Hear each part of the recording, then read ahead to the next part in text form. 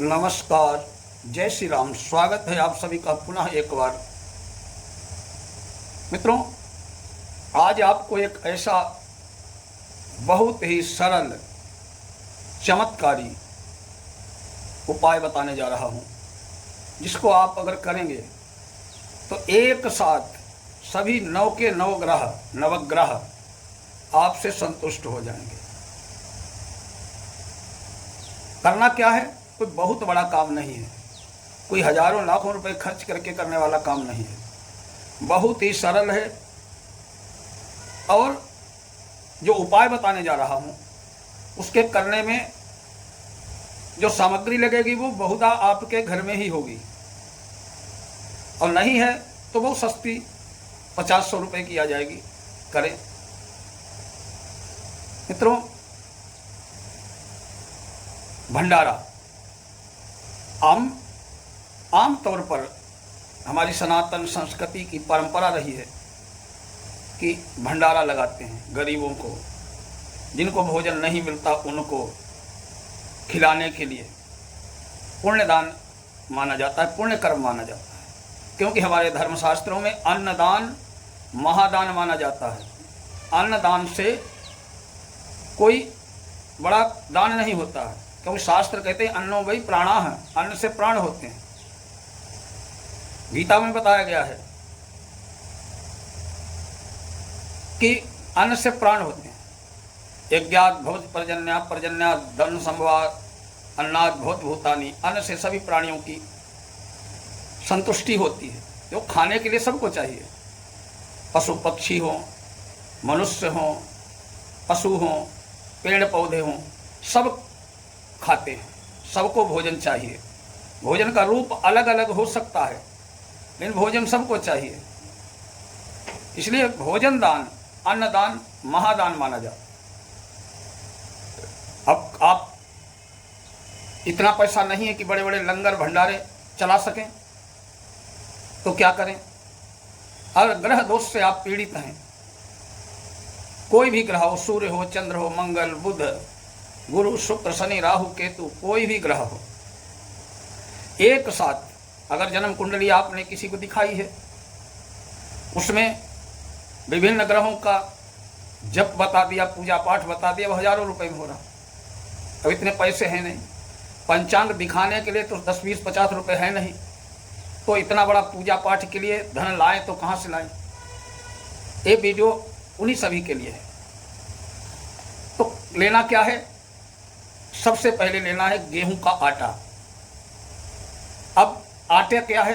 गेहूं सूर्य का कारक है, और उसको गेहूं को जो पीस के आटा बना लेते हैं तो शुक्र का हो जाता है। शक्कर मंगल की है, समझे? तो चावल का आटा ले लें, चंद्रमा, इन सबको, और थोड़ी किशमिश ले लें।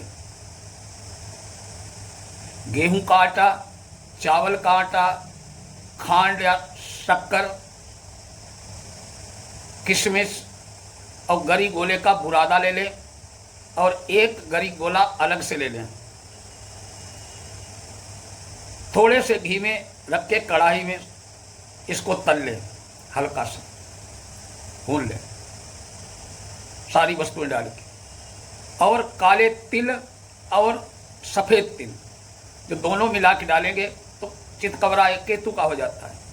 केतु गुरु का शिष्य है, केतु खुश तो गुरु खुश। दूसरे, अगर आपके घर में पितृ दोष है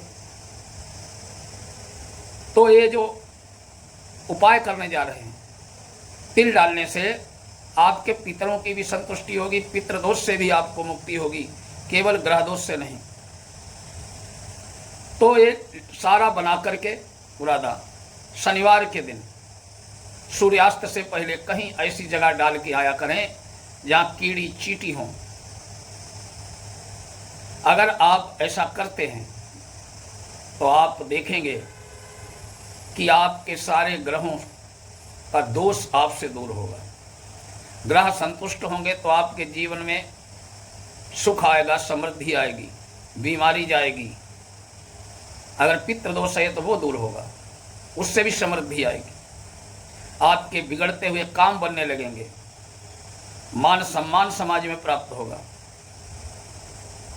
और आखिरी प्रयोग ये है कि ये गोला लें, ऊपर से थोड़ा काट लें, उसमें ये बुरादा जो बनाया हुआ है, गेहूं के आटे, चावल का आटा, खांड, तिल और किशमिश मिला के भर लें, उसको कलावा से लपेट लें और उसको ले जाके शनिवार के दिन किसी पीपल के नीचे थोड़ा सा गड्ढा खोद के उसको रख दें और उसके ऊपर थोड़ी चीनी या खांड डाल दें, जिससे चींटियों को पता लगे कि यहाँ पर कोई खाने योग्य चीज़ है। आपने तो एक दिन के लिए कर दिया, लेकिन चींटियों का तो महीनों का, सालों का लंगर हो गया।